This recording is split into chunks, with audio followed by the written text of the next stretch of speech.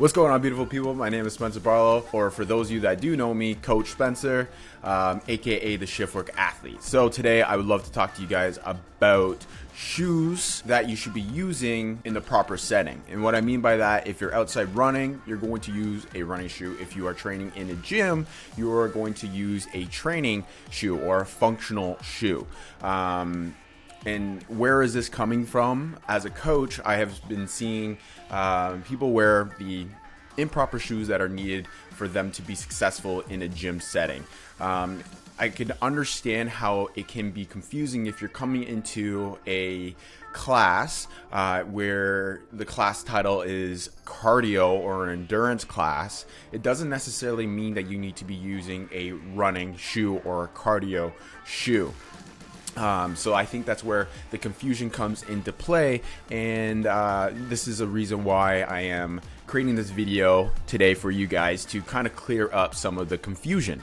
And I understand not everybody has tons of money to go out and buy a million pairs of shoes for every single environment or setting or whatever it is that they are doing at the time. But moving forward, I think it's just good to have that knowledge or understanding about how to use certain tools, so then that way you could be successful. You're not going to use a hammer to screw a screw into the wall, for example, right? So we're going to try to, make sure that moving forward, you're going to have the proper tools, like I just mentioned. That way you could be successful in the gym. So I'm going to start off first with a running shoe. As you can see here, I just purchased these bad boys. This is another, opportunity for me to plug in some of my things that I love, is shoes.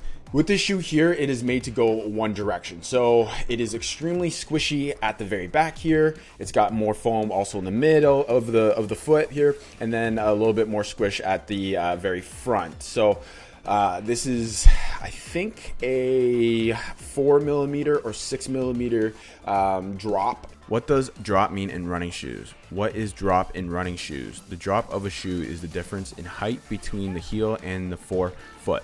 The greater the drop, the steeper the angle between your heel and the forefoot. For example, when barefoot, the heel and forefoot touch the ground at the same level. Drop is 0.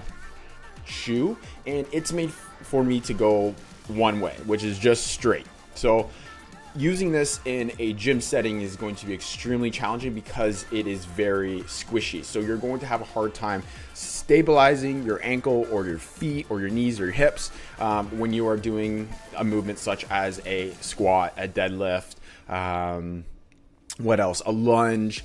There's certain movements that you need to have a strong base. So using a running shoe in a gym setting, for those of you that do CrossFit, those of you that do F45, or just going to a global gym in general, you do not want to be using a running shoe in that setting.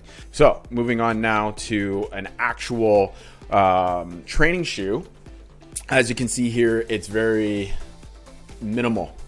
The actual sole, right, from the back all the way to the very front of the shoe, it's very flat, right? So then that way it gives me a strong foundation for my feet and my ankles. So this one here is called a Metcon. So Nike Metcon. There's also Reebok Nanos, which is another good functional shoe. Those are two that I have used personally. So I don't know all the other brands out there, but it's really easy. Go into Google, type in functional training shoe or Metcons or Nanos, and you'll find that those are the two up at the top. So with this one here, it does allow me to run in it. It allows me to basically move left and right in the shoe, forward and backwards, and have support in all positions. And the biggest thing is just having that flat footing on the ground, so that way my feet can stay nice and strong if I'm doing squats, deadlifts, lunges, right? Those main movements that take a lot of activation in the body to keep you stabilized and have a strong foundation. So these shoes here are honestly the best shoes you could possibly be using in a functional fitness setting, such as CrossFit, F45, or a global gym. Like I said, it's going to keep you supported on all angles, right? So keep you nice and flat to the ground. And yeah, that's pretty much about it for using the proper shoes in the proper settings. I hope this is valuable to you guys and it clears up some of the confusion. So if you are in any of my classes, I am going to point it out to you that you need the proper shoes. Or if I see the opportunity where you are using a lot of load on the body and you're falling forward or something just doesn't look right, I'm potentially going to ask you to take your shoes off, and we will or I will guide you in a safe manner to make sure that you are doing the exercise properly and getting a feel of what it feels like to work out without having running shoes on. So thank you guys for listening. I hope this is valuable, and I will talk to you soon.